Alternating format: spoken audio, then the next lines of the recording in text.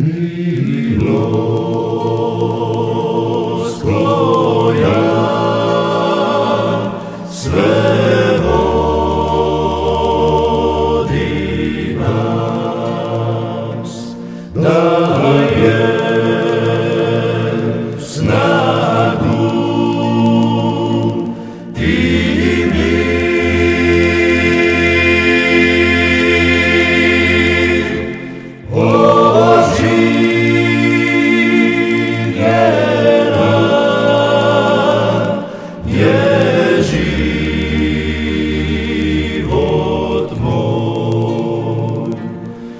i Sklep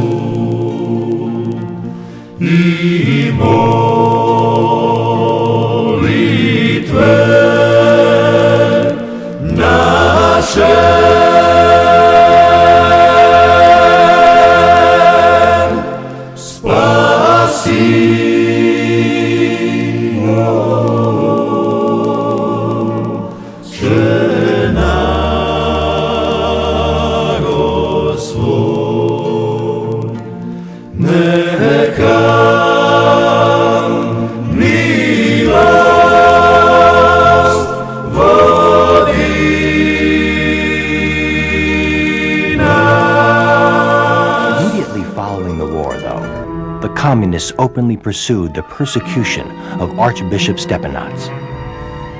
In 1946, he was sentenced to 16 years in prison. In 1952, after an enormous outpouring of support from all around the world, the Archbishop was finally released from the penitentiary in Lepoglava to serve a lifetime of house arrest in his native Krasic. However, it was unfortunately too late to reverse the effects of having been slowly poisoned during his imprisonment in Lepoglava. On February 10, 1960, Cardinal Stepinac succumbed to an incurable illness. It was not until the fall of the communist regime that it was discovered that he had indeed been poisoned. The destiny of Cardinal Stepinac from Zagreb is a typical example of a small nation which was forced to remain silent regarding its truth, as well as the truth about her heroes, such as Cardinal Stepinac, who was accused and persecuted so unjustly. After more than half a century, the truth about Cardinal Aloysius Stepinac has, nevertheless, emerged into the light of day. The life of this extraordinary man is documented by numerous written records, as well as by the testimonials of the people he had helped to save. He has been proclaimed a sufferer and is in the process of receiving sainthood. Cardinal Stepinac is also in the process of receiving the highest honor in Israel, righteous among the nations.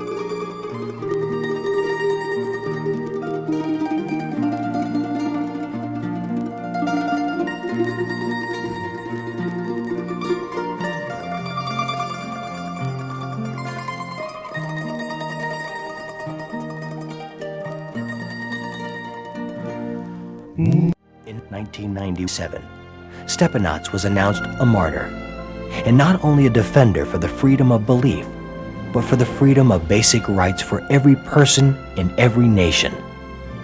He fought for democracy and despised dictatorship.